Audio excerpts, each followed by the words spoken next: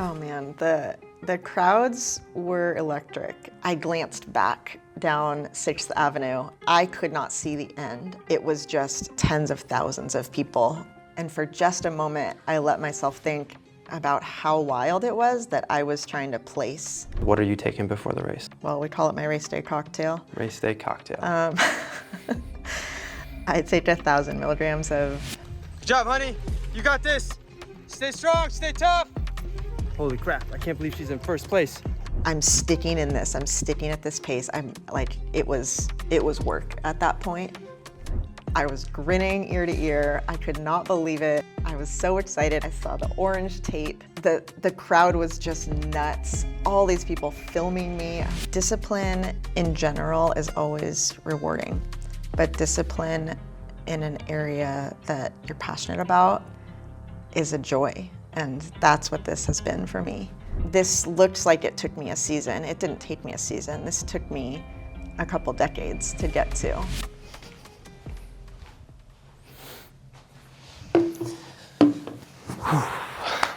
All right, I'm here in the podcast studio with Lisa Goodin, the 2024 winner of the San Diego Rock and Roll Half Marathon, who is not only an amazing athlete and a beautiful woman, but she's also my wife, which is pretty awesome to wake up each day in the presence of such athletic greatness and such a beauty. But no, she has come in today so that we can recap her experience winning the San Diego Half Marathon, Rock and Roll, this year, some of what was going through her head, her mental determination, how she stayed on her paces, talking about some of her post-race takeaways as well, and some of what went into the preparation for this win and for this nice cap to her season. So we're going to talk a little bit about nutrition. What is she taking before races?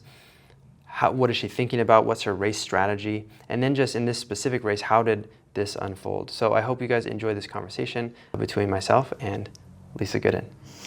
Okay, so Lisa, it's the day of the half marathon, very early, and we're driving over in the dark. Your friend and training partner, Paula, is in the car. What are you thinking? What's going through your head? I was nervous, but I was more excited and ready to race than I think I'd ever been for any race. And I just couldn't wait to see the magic of this season come together. Yeah, how did you feel physically, mentally? Did you feel ready for it? I did, but I actually felt sick. The last couple days before that, I had, for the first time in 9 months, come down with the start of something. Could feel tickle in my throat. My lungs were tightening up. It was kind of the classic taper week. Everything was starting to fall apart, and I wasn't feeling great that morning when I woke up, but I just told myself, I am as ready as I'm ever gonna be, and I'm just gonna go do this. So it didn't really mess with my head too much. In the past, I think it would have, and I just felt excited enough to let that just be what it was. Yeah, I feel like that's the mental strategy of a seasoned racer. You arrive at the line with what you have, both the training and the baggage and the sickness and the whatever little niggles that you have. You can't let that throw you off. Yeah. So what was your race strategy going into it? Yeah, I had some goals and I had a plan. My first goal was to break 1:17, which was my previous PR. Second goal was to place in the top 3. That felt like a lofty goal. And my plan was to run 5:45. I wanted to run even. We talked about the possibility of negative splitting and decided to just stick to an even plan. And I knew what that pace felt like, so. So you didn't have to, with the negative split, you would have been thinking and calculating split by split, or at the very least chunk by chunk in your mind, and you didn't want that. You just wanted to lock in at 5:45 pace, right? Because that's what we had kind of been training for. That was the half marathon pace anytime I prescribed that in your training, so. Right, and then the plan for late in the race was, depending on where I was in the field, in those last few to couple miles, race those people and just try to place as high as I could in those final miles, but not push the pace too hard leading up to that. Stick to the plan, and then when it came down to it in the final miles, then you raced the people. Yeah. Would you have changed it if someone, let's say a lead pack went out and you knew those were the girls you wanted to be racing with, but let's say they gapped you in the first, I don't know, 3-4 miles. In the first mile, you know, it is what it is. And then as you settle in, let's say that chase pack was ahead, would you have changed your plan at all? I think if they were running faster than 5:40, I would not have, because I knew I couldn't hold sub 5:40 for 13 miles, and I did not want to crash and burn. I was prepared to run fast, so Yeah. I felt confident sticking to the plan, and I felt like if I have more in me, I can bring it out in the end. Right. Okay. I like that.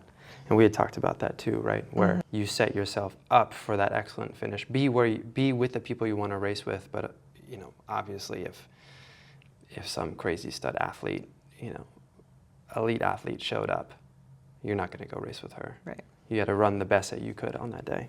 Yep. So tell me, so we're getting to the venue. It's downtown Balboa Park. We had to park downtown in a parking garage. I dropped you and Paula off. I had to go back and park, get my bike, and bike over, which was just absolute madness. There was just people streaming from every parking structure up to Balboa Park. And it was pretty cool because you know that everybody's out there to either watch the race or run the race.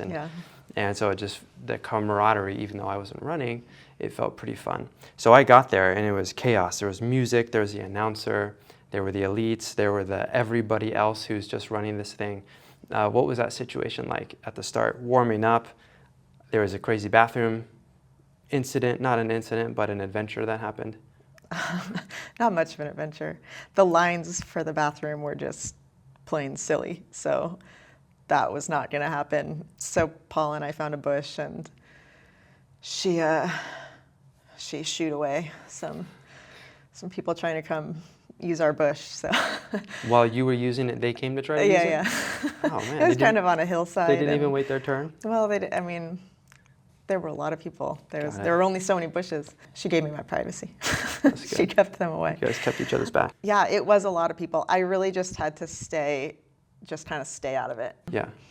And I mean, that's kind of my style when I walk into any room. I gravitate toward the outskirts, and I definitely noticed I did that morning. I found a curb to sit on that was very, very much off to the side of the crowd. And when it was time to warm up, Paula and I just went and jogged a mile. I think she did 2, and I did 1, maybe a little more than 1. And yeah, I mean, walking. Then at that point, once it was time to get to the line, I was trying to stay just real calm and relaxed, you know, not get myself too worked up. And I think I overdid that just a tad, because if you recall, you then found me. You were on the bike just on the other side of the fence, and it occurred to me right as the gun was about to go off, I didn't take my pre-race gel, and I went and grabbed it from you real fast and scarfed it down, threw the pack at you. I also squeezed in 2 strides right before they were telling me, like, you got to be done, girl. And I was like, okay, just a sec. But as I was walking to the elite corral, I glanced back down 6th Avenue, and it's a long road, and it slopes down, and I could not see the end of the crowd. And you know, I think there's some aerial footage of it. It was just tens of thousands of people down this single road, and my eye could not find the end of it. And that was like, wow, this is nuts. And for just a moment, I let myself think about how wild it was that I was trying to place in this sea of people. Like, here I am trying to come in the top few. And then I had to just let that thought be pushed aside. And I turned around, I faced the start line, and I didn't look back again after that. So yeah, had that moment where I kind of was able to take in just the vastness of this race, and it was overwhelming, but also really cool to be a part of 30,000 people out there that day. Yeah, 30,000 people running for essentially the same purpose, like individual purposes, but they're there to do the same thing, Right. to finish this race in a certain amount of time or just to finish for the first time. Right. And even though you were at the front of that, it's really cool to see all those people Yeah. striving for that. And some of those people were running the full. We all Right. were on the same start line. Right. But yeah, just such an awesome crowd. But I think there was it 25,000 of them doing the half? I know there was 16,000 women in the half. I forget how many men. Right. I'd have to look back at the We could probably numbers. throw it up on the screen. But yeah. Okay, so you get your gels, you squeeze in a couple strides, and you toe the line. Were you at the front of the line? What was going through your head when the gun went off? Were you thinking surge to the front? Were you thinking most of these people are going to sprint out and then, trickle backwards? What was going through your head? I do like to start races on or as close to the actual front line as possible.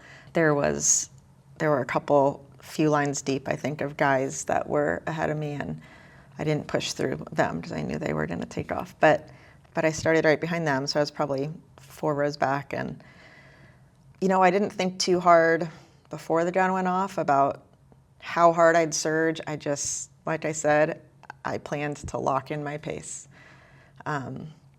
So I did. My first mile, I went out in 5:46, and it felt great. I was just cruising and felt exactly how I wanted it to feel.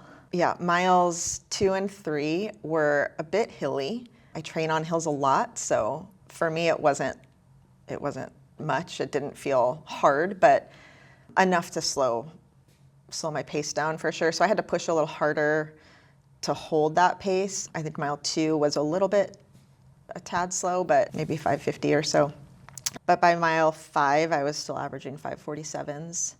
And there, I pretty quickly, probably within a half mile to 3/4 of a mile, found myself in a group that was kind of evolving, shifting around a bit in those first few miles, but a group of guys. So I was definitely not alone, plenty of people to run with.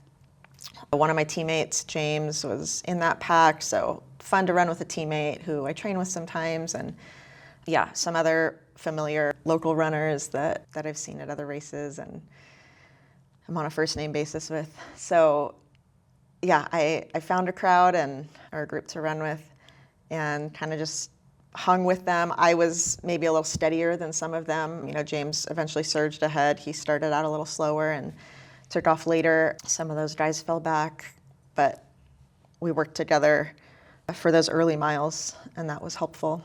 Okay, so you blasted off, you're hitting 5:45, 5:47 pace, find yourself at the front. Meanwhile, I'm stuck back at the start because as I was excitedly filming the 2 different corrals starting, they had the wheelchair racers and the people pushing the folks in the really cool racing chairs. They started first, and then the elites started. And I filmed you, and then I get on my bike to just start cranking and charge after you guys. And on my first downstroke, the entire chain ring, the small chain ring that I was on, it pulled free. The sprocket just popped the little bolts, and I had to sit there for probably 10 minutes trying to fix my bike, trying to get it back on, figure out what had happened. And once I actually figured it out, I was like, great, I'm gonna have to stay on the big ring the whole time. I hope there's no hills. And by that time, every single person in that endless sea of people that you had seen had passed me and passed the start line. So it was actually pretty cool because that endless sea that you saw in the corral, I got to bike past all of them and just see how many people there were in this race, which was really cool.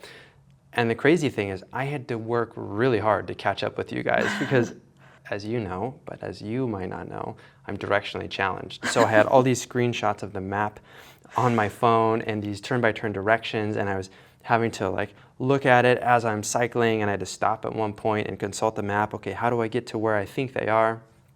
Long story short, I saw every single person in that race as I caught up to you, and it took me, it was probably was it mile 2? I think it was in mile 2 when I caught up to you. It was a bit of a downhill. That's the first time I saw you. And I actually had no idea where you were in the race because I hadn't seen whoever the leaders were. I hadn't seen the lead packs. I'm coming from behind. So I got some good film of you. You looked so smooth. You said you might have had to work a little harder in that second and third mile, but you looked really smooth, really strong. How were you feeling? There was a lot of people, especially at that part of the race. How were the crowds? Yeah, tell me about that. Oh man, the crowds were electric. It was just the most fun that I've had racing because of the crowds. There was not a single section with nobody. Not a single section with nobody. That makes sense. That was right. I think that makes sense. There ain't no section. There weren't nobody nowhere. No, on those main roads, especially beginning and then end, it was just block after block after block of solid lines of people. They had cowbells and signs, and people cheered not just for whoever they were out there to cheer for, but for everybody. So just so much yelling and excitement. Eventually the race gets into some suburban neighborhoods, and it's just kind of meandering. And even then, so many like driveway parties, people just gathered out with their breakfasts, and some had boom boxes and all sorts of stuff. But little crowds all along that part of the course cheering for everyone. They had cowbells, they had signs. Some of them even had like muffin stations set up, and the folks in the front of the race were not the ones stopping, but I imagine that some in the back loved that. Yeah. So yeah, it was just so fun. I started hearing around mile 3, 4, people getting particularly excited to cheer for me, first girl, first girl. And I knew I had gone out as the first woman, and I never saw anyone pass me.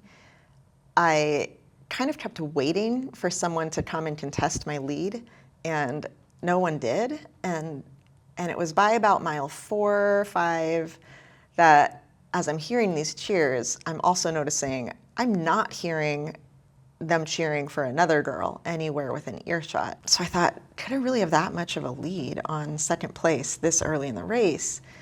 I still don't know exactly how far back second place was at that point.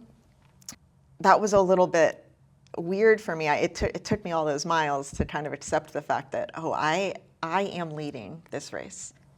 In all of our planning and preparation, we hadn't planned for that scenario. That's not what we expected, and I hadn't thought through what that would be like. We'd really only talked through how and when do I go with the leaders and when do I not.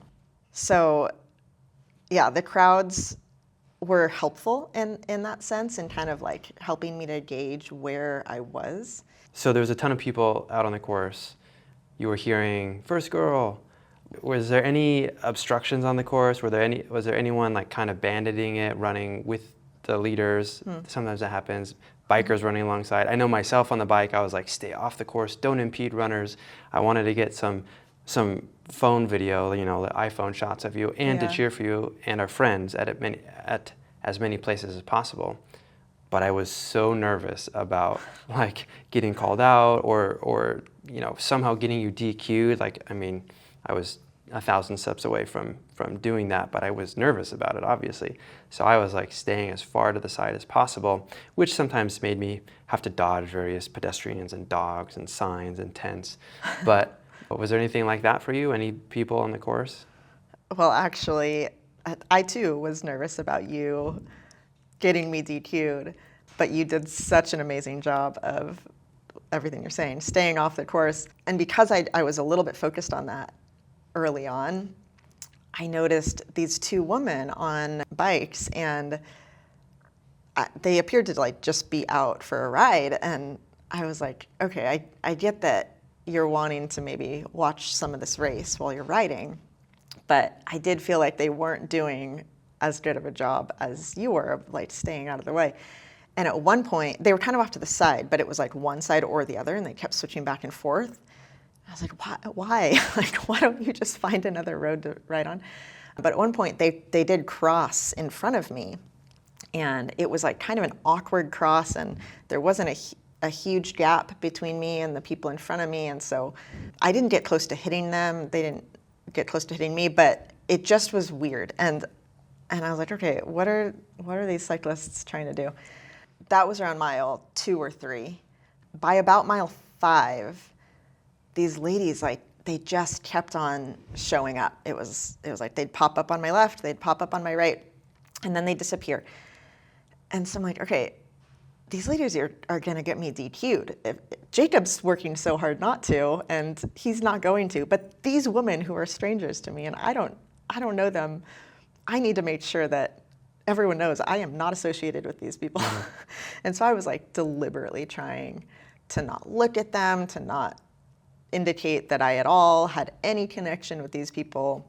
Yeah, like they're not assisting you, they're No, not drafting they're not you, pacing they're just me. going too close to you. Yeah, and then I started to like kind of side-eye them, like lady, get off the course. So that was a little distracting early on, but it was kind of funny the way that my brain would like go down one path like that. You know, I'm thinking about these women, and then it's like, okay, let's focus back on my pace. Am I on track with what I want to be doing? And another thing I was thinking about was taking the path of least resistance. That was something I really wanted to make sure to do. You know, over the course of 13 miles, it's easy to add on 0.2 here, 0.1 there. And at that pace, 0.2 is like almost a minute, like It's 40 a lot, seconds, yeah. 45 seconds. But if you look at everyone's GPS data after races this long, and marathons especially, there's quite a range. And there is a range in the accuracy of GPS, but and when they shut it off too. and that.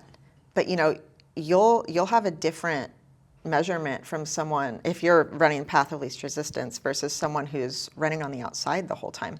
So I was trying to think about that, especially in the neighborhoods that I said were pretty twisty and turny. There were some real sharp turns, and I would have to like look ahead, see what the people ahead of me were doing, which way are we going, how tight is that turn, and then try to plan it out, get just wide enough that I wasn't going to fall at the pace I was going. I mean, it's tough to turn 90 degrees, let alone 120, which some of these turns were. Yeah, and I'll just say I was in favor of us running the course ahead of time. I know you didn't want to. That was half for you to find those paths and half for me so that I could see it, and my map challenged, my directionally challenged brain would do a better job keeping up. But we didn't do that, so good job still. And the good taking that news course. is that you then ended up with those screenshots that you took hours to compile, which allowed you to navigate your way through. Yeah, except for then there was a whole thing. I wasn't able to access them the way Okay. I thought. What I tried to do was I tried to map out portions of it, but Google Maps only lets you put in so many points. So then I tried to save those maps and then load the directions so it would give me point by point for the different segments. I think I loaded it in 4 segments.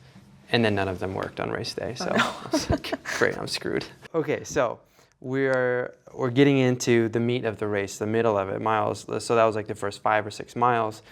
Let's talk about the next few, that middle portion, 6 to 10, about this is when you're winding up through the neighborhoods, then coming back down through Balboa Park. How were you feeling at this point? The first few miles, you were surprised to be in the lead. Then you were like, wow, but we didn't plan for this, but I'm going to keep going. Was your pace consistent? Were your splits consistent?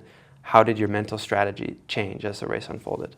Yeah, how was I feeling? I honestly was feeling amazing. By about 6 miles in is when I became conscious of that fact and realized my throat doesn't hurt, my sinuses feel great, my lungs feel clear, my breathing is awesome, my legs feel fresh, like everything just feels good. And at that point, I was just praising God, just thank you, Lord, that I feel as ready as I know I was. And all those aches and pains are just a memory right now. I mean, the extra strength Tylenol that I take before races. Yeah, what do you helps take? that. So pre-race, whether the half marathon or other races, what are you taking before the race? Yeah.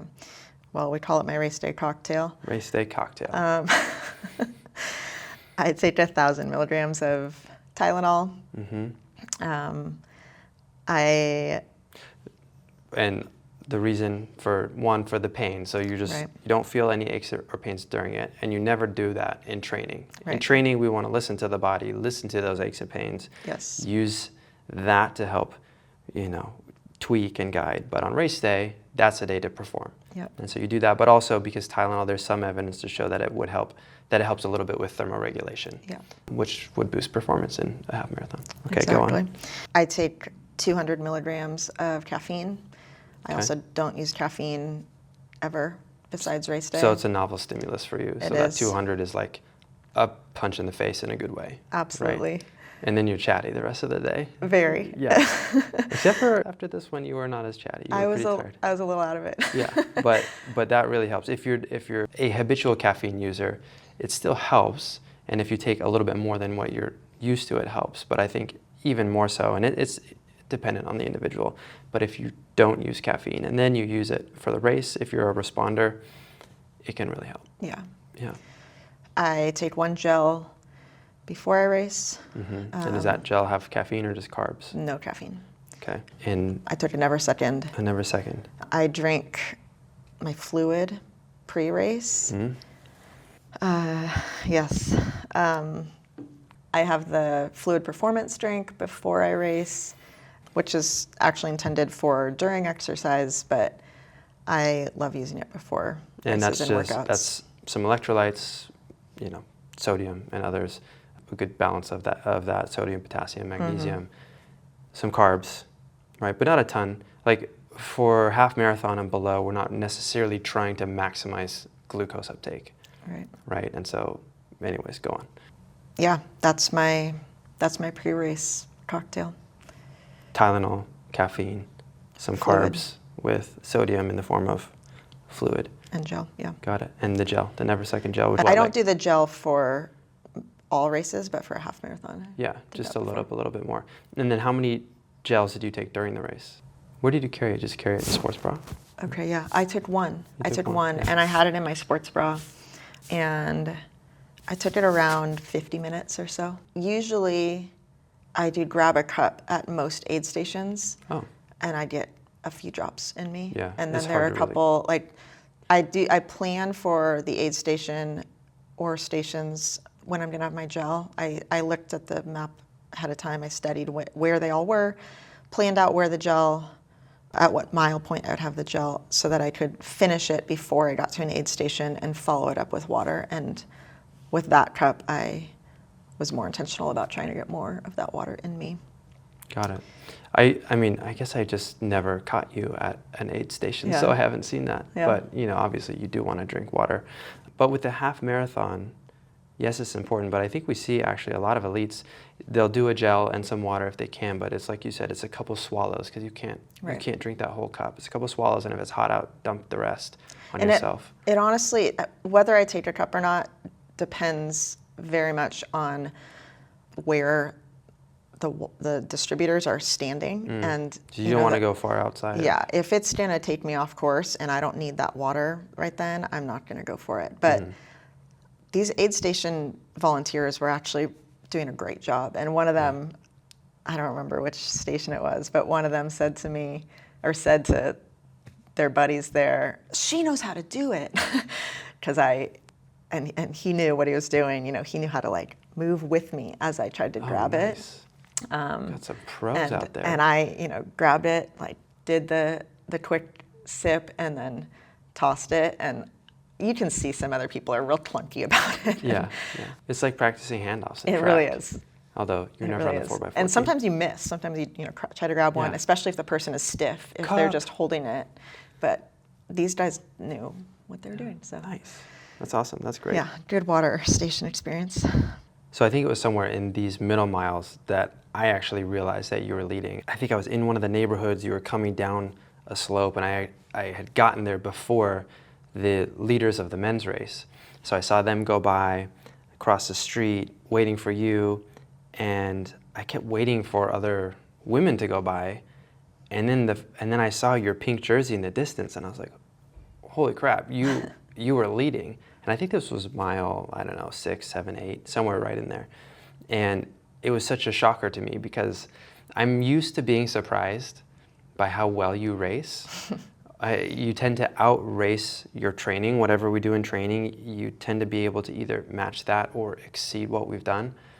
And I just didn't expect that though, place-wise. And so that was a really, really cool moment once I realized, wow, you're leading, and by a fair margin too. I think behind you, the 3 women behind, there was a pro from Colorado who double, OTC qualifier or Olympic trials qualifier, and she's run very fast, kind of back in the day. And then another girl who I think she's run CIM once. And then behind her was Paula, your friend and training partner, who had started a little slower, but was actually starting to make up ground on the 3 of you. I don't think Paula was actually in 4th by that point. She was continually moving up. But anyways, blew my mind to see you go by. So there's probably some footage of me just shouting like a maniac, as I do at most points during your race.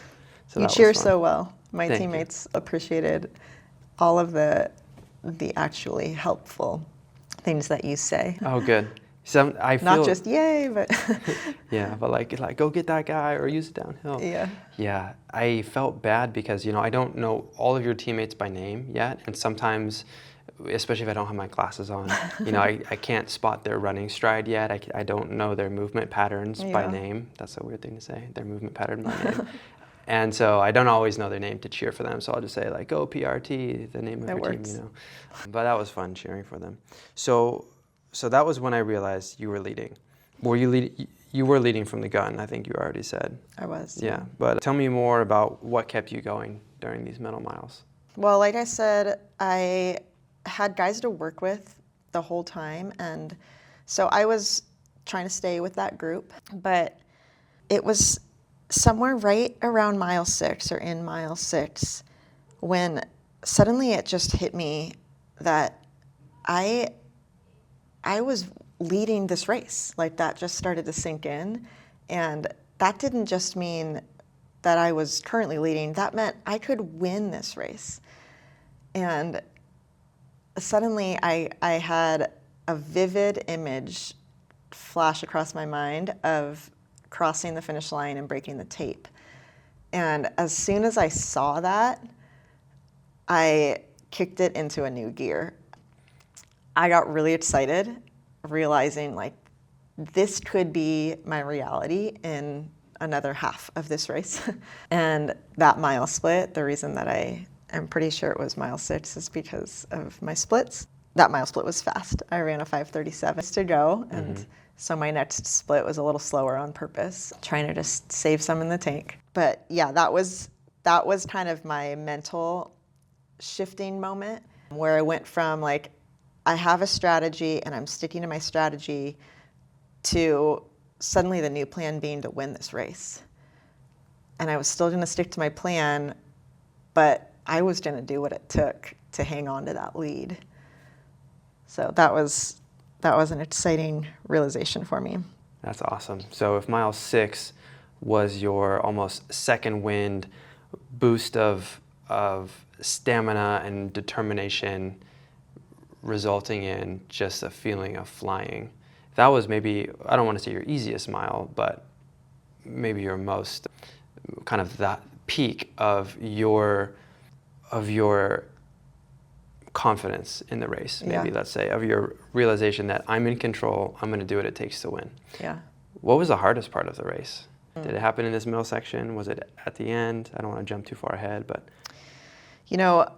Oddly enough, the very hardest section of the entire race for me was this short-ish but very steep downhill. A friend of mine had given me a kind of detailed blow-by-blow of what the course was like, so I knew that there was this downhill coming that was followed immediately by a pretty steep uphill. Was that Chuck? That was Chuck. He knows every course, every turn of every course. Like the back of his hand. But this downhill still caught me off guard because it was much steeper than I had imagined it to be.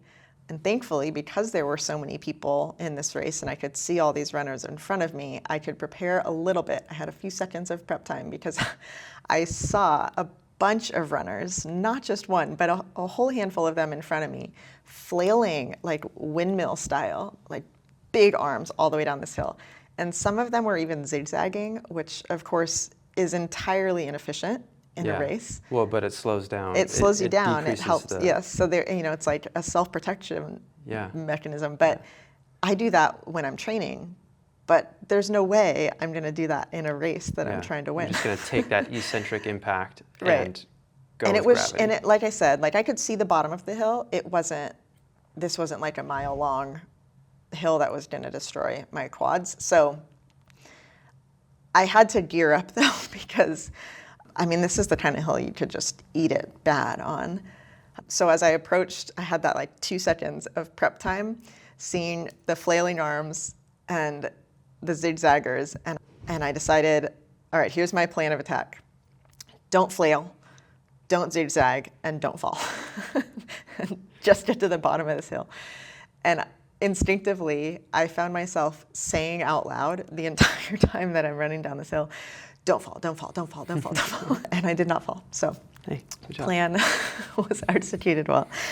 I remember going down that hill on my bike and thinking, I don't know how these other runners are going to do this. Couldn't see you by that point, but I had all your stuff in my saddlebags and all of Paula's stuff in my other saddlebag and my gear. So my bike was weighing like 35 or 40 pounds. It was heavy with shoes and gear. And so I was riding the brakes so hard down that hill. It was steep. Yeah, Yeah. it really was. And then, of course, right after that was a big old uphill, and it was a longer uphill. But that, I always say, hills are my jam. I love the uphills. So I went into that just confident, flew by some people. Yeah, then, of course, came the big uphill, and that was a little longer than the downhill had just been. But I love hills. I feel strong on hills and prepared for them. And I flew by some people, got to the top of that feeling real strong. Is there something about your training that helps you feel strong on hills? I mean, obviously we do like hill sprints, right? But what else? Right. Yeah, I train a lot on hills intentionally. I don't avoid them. There are certain runs where you, as my coach, would write in a certain amount of hill work or surge, just kind of generally surge up this number of hills throughout the run, or just make this one a generally hilly run, often for my longer runs. So I was really comfortable with running a lot of miles on a lot of hills.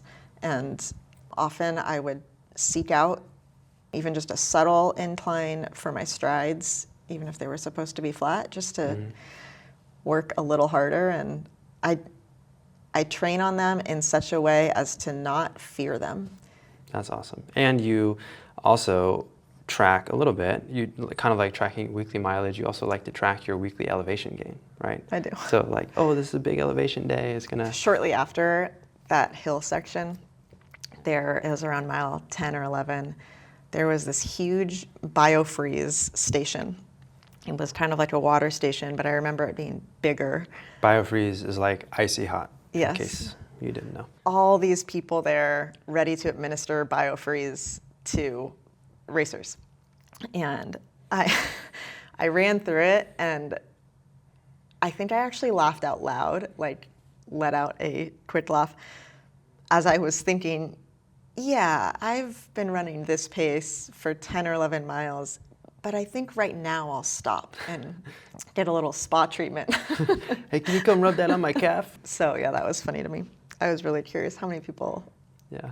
wanted to stop right there. Right there. Well, I could see for the folks who maybe it's their first one, as they're trying to finish, and maybe they've been out there for 2 hours already. That's true. And I should say the marathon course at that point was different. So this was not for the marathoners. This was for us. All right, so now in the last couple miles of the race, it's majority downhill, actually, because we're coming down now from Balboa Park into downtown where the finish line is. Did that affect you at all? Did it help you keep your pace? I mean, probably it obviously did, right? What were your paces like at that? Was it difficult now to keep that 5:45 pace? For all the hill training I do and all the confidence that I have on uphills, I actually don't love downhills. They're not where I feel most comfortable or confident. They don't tend to be my strongest miles, which is interesting, but my fastest mile split was that 5:37 when I pictured finishing first. This one wasn't far off. I ran a 5:40. There was a whole mile that was downhill after the big uphill.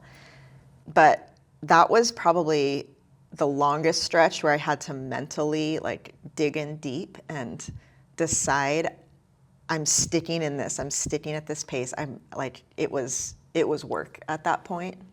Not that it wasn't prior to that, but these were the final miles. I was getting tired, and the downhill, yes, I'm sure helped some, but I was still having to really buckle down and put one foot in front of the other to hold that pace. And then you saw me somewhere halfway-ish down that hill, and you told me I had 14 seconds on the girl behind me. She had been moving up steadily. Okay. Yeah. So that was surprising to me to hear because, like I'd said earlier, I just kind of was under the impression, because I was not hearing anyone cheer for another girl behind me, that I had a pretty sizable lead. I wasn't falling off on my pace, but that was enough for me, hearing that from you, to decide anything left that I've got in reserves right now, I'm pulling it out and I'm gonna hold this lead. Mm-hmm. So yeah, I just had to dig in deep, push through that downhill. And then after that, there was still a little bit of some rollers, a little bit of an uphill in the last like mile and a half maybe. But my splits were still looking pretty good. I think that my slowest split might have been mile 13. I'd have to look back. But then I finished real fast. Yeah. Yeah.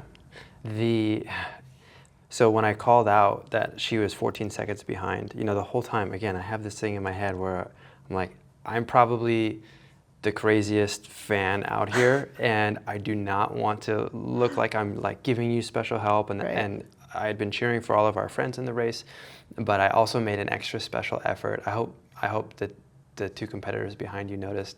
I also cheered for them too. I didn't tell them like, hey, she only has 15 seconds ahead and she's tired. I didn't say anything like that, but I did say like, good job, come on, like let's push up this hill, those kinds of things. But she looked really strong. She was coming on quick, but that whatever burst of energy you put into it to maintain your splits, I think was key. If she had closed that to, let's say, 7 seconds or 6 seconds, that's striking distance, easy. And the second place finisher, she has it's from 10 years ago, but she has a 15:35 5K PR, so she's got wheels that she could have pulled out at the end. Yeah.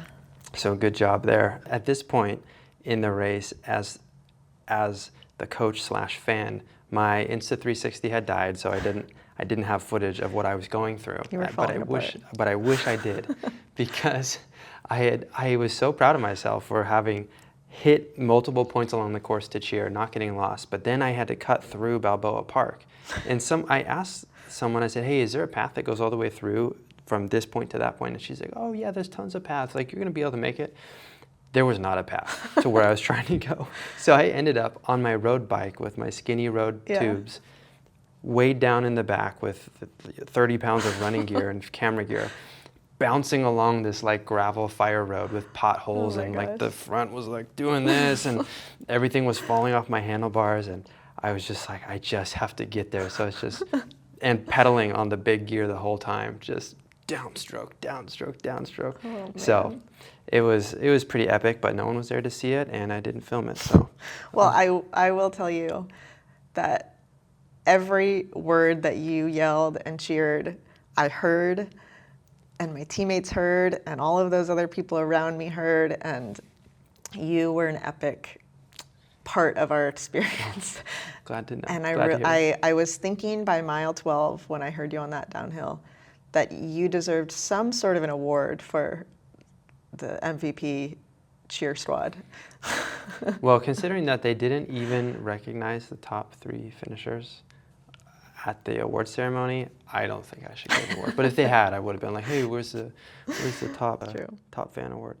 But no, it was quite exhilarating for me. So I caught up to you in those last couple miles after I even almost got onto the freeway going the wrong way when when you guys were going through an underpass, and I didn't feel like I could follow, so I didn't want to get onto the course. Anyways, it was a whole thing. But by the time you were downtown, I was with you again. Yeah.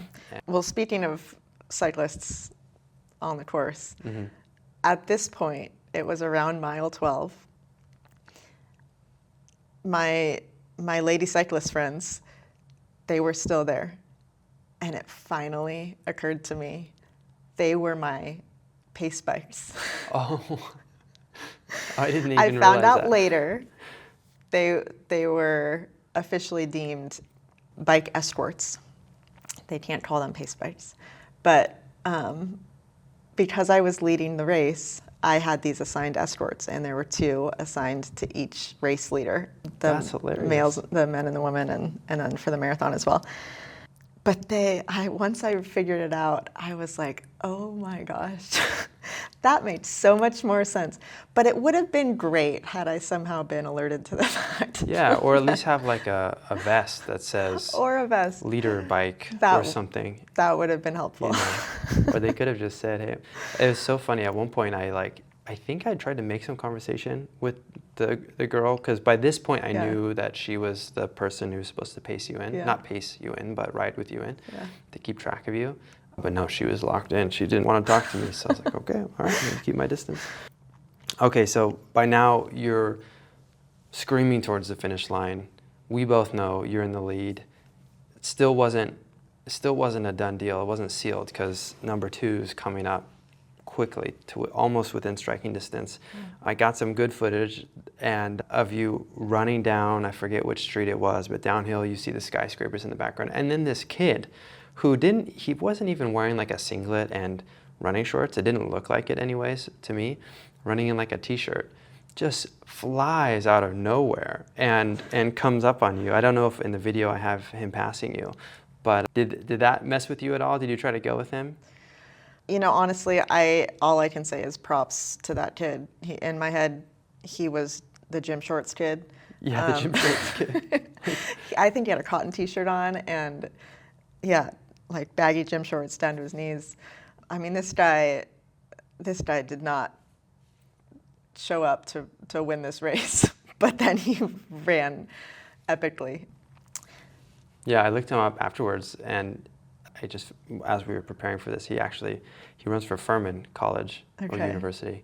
He runs for Furman, and he's a 358 miler. Wow. So like the dude has wheels. Yeah, Which I is mean, because he was with you guys were together, 400 from the finish, or maybe like 600, but then he finished 42nd. Yeah. So he obviously turned on his boosters and kicked it home. I think it was for the last maybe 3/4 of a mile or so that okay. he was with me. But yeah, I mean, I was not going slow. No, you So weren't. I didn't feel bad when he passed me. Okay. I just felt like props to that kid. He's killing it.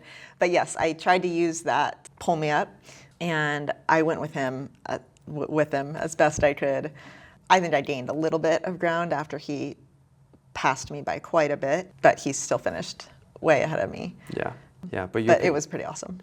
your pace was steady. You were coming in, thousands of people at this point cheering. Describe the moment when you just knew without a doubt that you were going to win this race.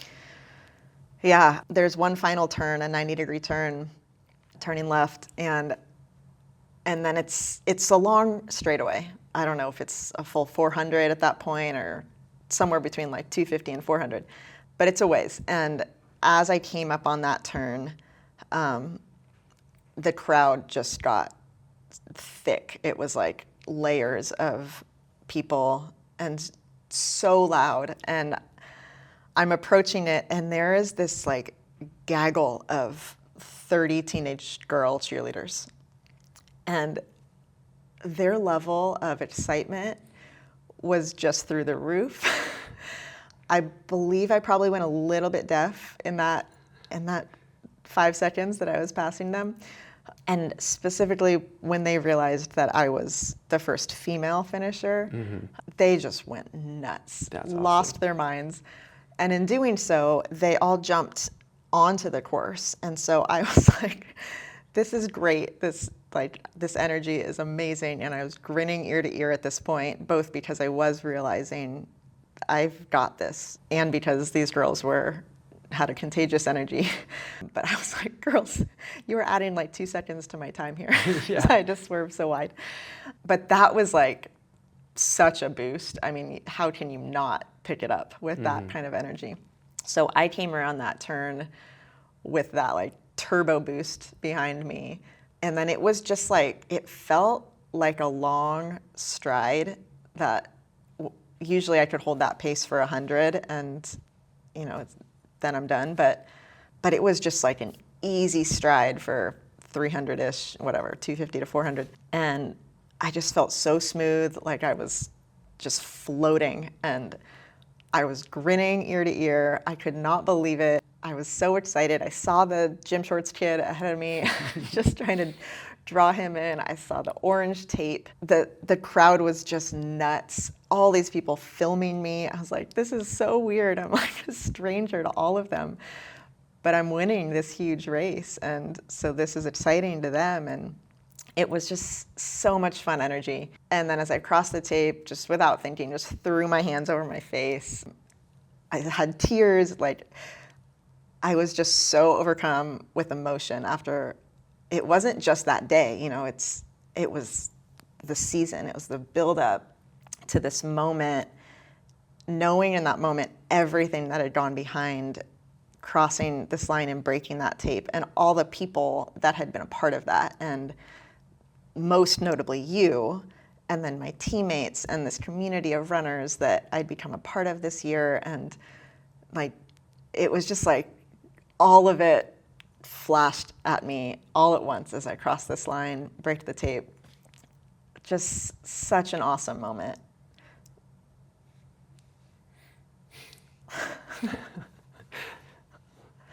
Pausing to control my emotions.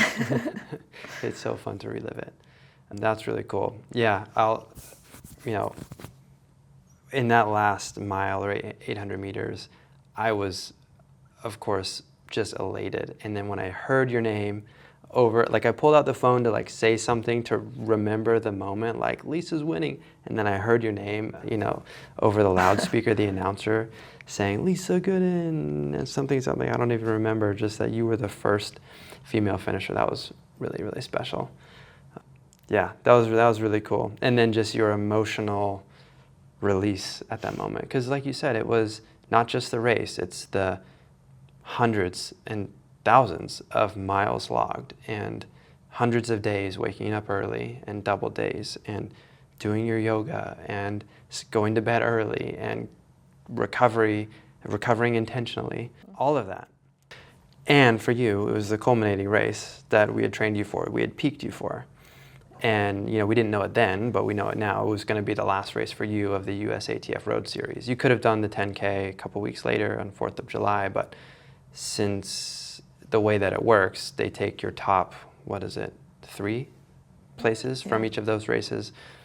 You didn't necessarily need to run that, and you still. I was pretty tapped out. Yeah. After that, we didn't know quite how tapped out I'd be, but yeah, I definitely peaked for the season that was there, your peak. and I needed a rest after that. Needed a break, and so that was it. You didn't know it then, but that was the end of that season, which looking back on it now, it just makes it all the sweeter. Yeah. So you finished. It was crazy. The photographers were like having you pose with the tape and taking shots of you and shots of the team, and like I was trying to get to you from the side and get your attention. And these ladies around me, they're like, who are you trying to get the attention of? I was like, that's my wife. She just won. And they were like, she just won. And they were all going crazy with me. And they're like, what's her name? And I was like, her name's Lisa. And they all started yelling, Lisa, all at once. And that's what got you to turn. That was super like, fun. who are you with? Those are my new friends. My new friends that I made. So you won. You won the race, ran steady. I think it was 5:46 average, like a second off of the goal pace that you set out to on do. a hilly course. On a hilly course, led from the gun. After all of that, what are your post-race thoughts? Thinking back to that whole experience, what's been your biggest takeaway from it? Yeah, well, I thought a lot about that for a while after, because it's hard to boil it down to one thing, but it was such a powerful experience for me. And the season as a whole, that race in particular, and I was like, what is it? What is it about this that just carries so much emotion and power for me?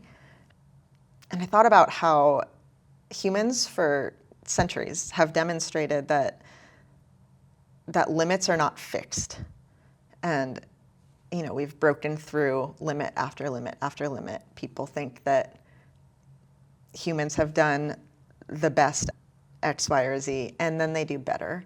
And I have liked to live with that in mind. If we live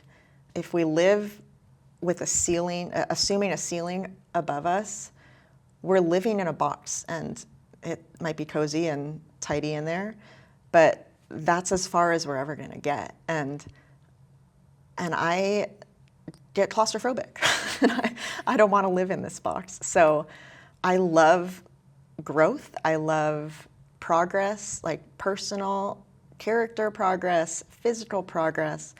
So for me, athletically, it's an adventure to pursue a limit that is beyond the one that I previously hit. And yeah, you can look at it as sort of a game. Like, it's fun to see how much further I can push that line. But it's so much more than that, because like I said, as I thought of all the people involved in this, as I crossed that line, it's only so exciting if it's just about me. But that's not why I do this. It's about the people that I am surrounded by my team, by my family, by you, my husband and coach. And this is it's been a joint endeavor. It's something that's drawn us closer to each other. And it's also just really awesome to take the body that God has given us, and for me to take the body God's given me and to see how far I can take it. What can I do with this?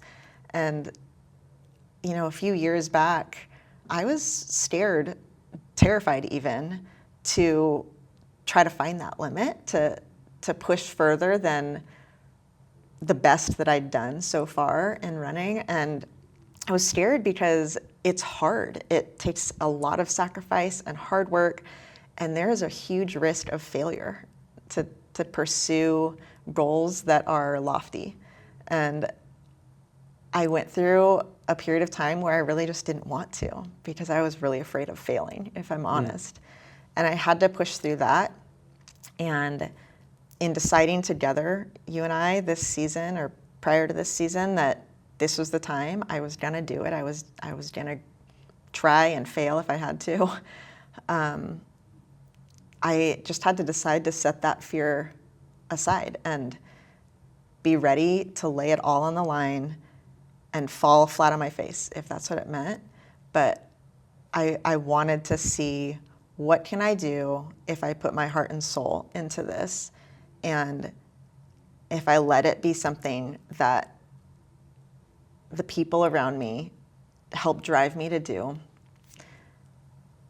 And this time, the result was amazing. Next time, it might not be. I don't know. We'll see. But I'm not done. I'm not done pushing my own limits and trying to break through those and create new ceilings and, show not just myself, but our kids and other athletes and non-athletes that you can set your goals at crazy places. And if you're willing to put the insane amount of work and heart into it that it's going to take, then you can achieve that. You can get there. This looks like it took me a season. It didn't take me a season. This took me a couple decades to get to. There are so many seasons behind this season, seasons that were good, a couple that were great, and a lot that were flops. So yeah, this race and this season was just another step in my journey of growth, both as an athlete, but also as a mom, as a wife, as a runner, as a friend. And I'm just really grateful that I decided to put my all into it and see where it would take me. It reminds me of the saying, to achieve exceptional outcomes, you have to live exceptionally. Or that's probably a paraphrase of it, but It's a good paraphrase. you know, yeah, exceptional people have to live an exceptional life. And so to have this exceptional race, you had to train exceptionally. And training, as we know, is not just the 1 or 2 hours a day or 3 hours a day that you're training. It's also those 21 to 22 hours of the day that you're recovering. And it's hard being a mom of 3, driving our kids all over the place, juggling my work schedule and stuff, homeschooling as you were last year. That all is difficult and it takes a toll, and you can't get to bed early every single night. And sometimes, it's not until 9 or 9:30 that our last kid is in bed, or 10 recently, and then we can try to connect. But oh wait, shoot, it's time to get in bed because there's an early morning the next day. So it's a whole different ballgame. So you logged so many runs, you hit your highest mileage weeks ever. You did yoga incessantly, almost every day to stay mobile. You strength trained a couple times a week. You cross-trained when you needed to. You took intentional rest. You went to bed early. You woke up early to get your runs in. All of that went into this race, and I think it all played a factor. You dialed in your pre, during, and post-training nutrition. You ate intentionally. That was a lot. It was pretty much pro-level training and preparation as far as I'm concerned, and what I can see, from what I can see of what it takes. Why did you decide to do this now? Discipline in general is always rewarding, but discipline in an area that you're passionate about is a joy, and that's what this has been for me. It's a full-time job. It's the number of hours that I am actively training is a part-time job, but there's active recovery, there's sacrifices and decisions I make, like you've made reference to, all throughout the day and night that affect my training. Yeah, so it's something that I'm living and breathing all day, every day, but I love it. For me, it's rewarding, even just the process, the training, not just the outcomes, but the experience of getting there and the journey. And this season in particular, like you said, there really is not a lot different between my training and a pro runner's training. Throw a few kids in, and I don't get paid. And I'm not a pro. I'm not running the times that would win the Berlin Marathon. But I am training like a pro, and for me it's been so fun and surprising to get to learn that even I, just some ordinary mom, I can train that way and I can see awesome results from it. You can't train like a pro and not get better. And I've gotten to see that at play. And yeah, so why now? A big part of the timing is our kids. I'm not pregnant, I'm not nursing, I don't have toddlers at home, and I'm able to get out of our house without children in tow for more than an hour at a time. And so this has just been the first opportunity in our married life that I have had to really dive deep into training at this level. And we decided together it was time to give it a shot. And I'm so glad we did. And the other part of it, is you're a couple years away from approaching master's age group, where in your 40s, and I have no doubt you're going to continue to be super competitive in that, and to strive for greatness, and to compete at as high of a level as you can. But we also wanted to maximize these years when you're still pre-masters. And who knows when you would have peaked if you would have kept training at this type of level, unbroken from college to now. But that wasn't what life had for us. That's not what God had in store for our family. And you made some sacrifices and I made some sacrifices. And for you, a big part of that was sacrificing your competitive goals and desires in order for us to have our wonderful, sweet, always charming little angels that we have at home. And you know, now that they're out of the house, I mean, not fully out of the house. They're out of the house for a few hours each day at school. We have an 8, 10, and 12-year-old. You know what I mean? Now that they're not in diapers and like, we're not afraid they're gonna die at any minute, you can go train. And but you still ran. It's not like you can just jump from no mileage to 70, 80 miles a week, right? So it was a long-term process of, you used to get injured and beat up at 30 or 40 miles, and it was several seasons. We took a very long approach, and we had very targeted strength and conditioning and mobility work and cross-training days in order to get you to the point of being able to sustain this type of mileage and, as you said, train like the pros. Like really, it was, what is it going to take to maximize your development with the time horizon that we have left without getting you hurt? And we've run into injuries for sure. We can't always predict those things, and there are times when injury risk is higher, times when it's lower. We do our best to have it as low as possible, but still training up to that level. So yeah, this has been an awesome season to see the cumulative effect of all of that and all of the hard work that you've done. And speaking of hard work, last question for you on this whole thing. What was the hardest part of all of that preparation? Yeah. I mean, like any dedicated, serious athlete, I sacrificed a lot, and I still sacrifice a lot to do what I do with my running. I choose to do that, and it's also the hardest part. You know, that looks like sacrificing late nights often and sleeping in, and I get up early. I go to bed early often when I can. I was very diligent about it leading up to that race. I pay attention to what I eat, what I drink, when I drink, more so just not drinking, but lots of water. Sometimes I have to say no to social events. Sometimes I have to avoid certain activities that, might compromise weak areas in my lower leg or whatever. Although I will say, with the social events and fun things, we still were able to get out to those concerts leading up to the race. So you do make there are some trade-offs. I made sacrifices, and I also don't compromise quality of life. Yes. Or things that I truly love. Right. Like we'll have a cocktail together once in a while. For sure. Not before a race, not before hard training days. Right. But we still enjoy life and go out with friends. And my family is always going to be the top priority.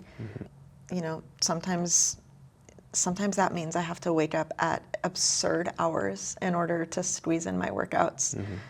For me, it has not meant skipping a workout, ever.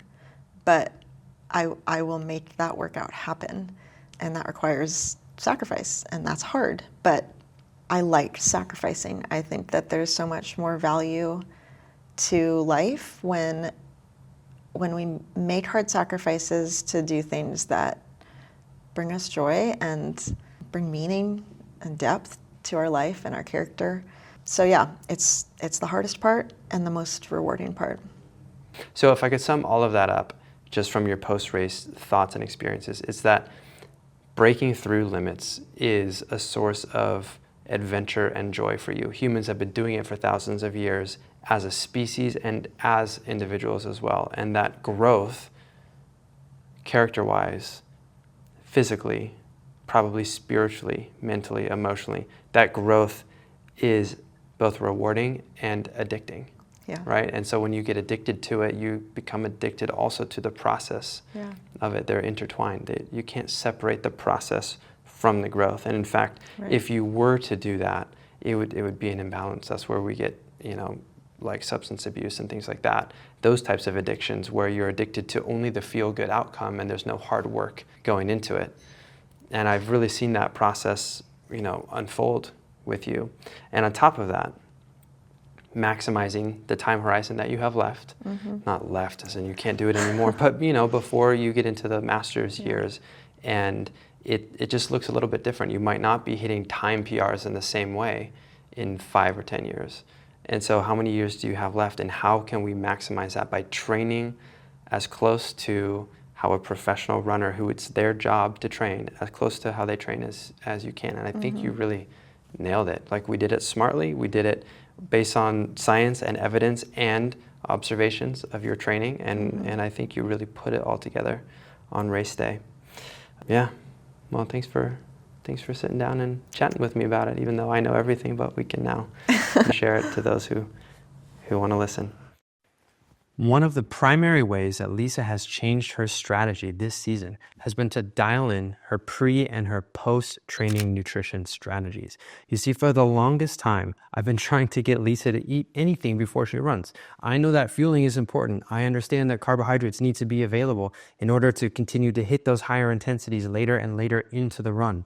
The longer that run stretches out, the more important fluid and electrolytes become as well. But the problem was, anything she tried gave her an upset stomach. GI distress was holding her back from proper fueling. And that's why I'm so excited that we found Fluid Sports Nutrition, because it was the first line of supplements that she has been able to tolerate and to actually see performance improvements from. And so I'm very proud that they chose to sponsor this video, and in fact chose to sponsor Lisa for her performance nutrition needs in the 2024 and then into the 2025 season. So thanks to Fluid for sponsoring this video. And the reason why I'm not wearing the Fluid gear that they sent over is actually, ironically, because I had to dress up for this virtual presentation I just gave to the GNC Active Nutrition Summit, where I was presenting about hydration and fueling strategies for endurance athletes. So let me tell you some things that were in my slides that actually Fluid is nailing in their products. So the first thing is that GI distress is one of the primary reasons why people don't take in enough carbohydrate to fuel their endurance activities. But Fluid is tackling this by choosing a specific blend of carbohydrates from multiple sources, different molecules of carbohydrate. We're talking glucose, fructose, maltodextrin, sucrose, in various combinations that are actually absorbed in different pathways. At the end of the day, all of those are broken down into either glucose or fructose and then absorbed either quickly into the blood or slightly less quickly via the liver. And what this does is it actually takes a lot of stress off the GI system. Another thing that they're doing is they have more sodium than some of the other nationally leading products who underdose sodium a little bit. That has actually landed them in hot water and caused some somewhat severe situations for people.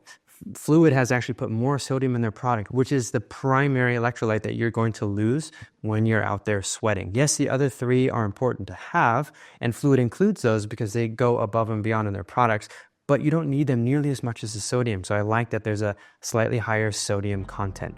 So if you want to check out any of these awesome Fluid products, use the link below and use the code GOODIN20 for 20% off of your order. And thank you again to Fluid for sponsoring this video.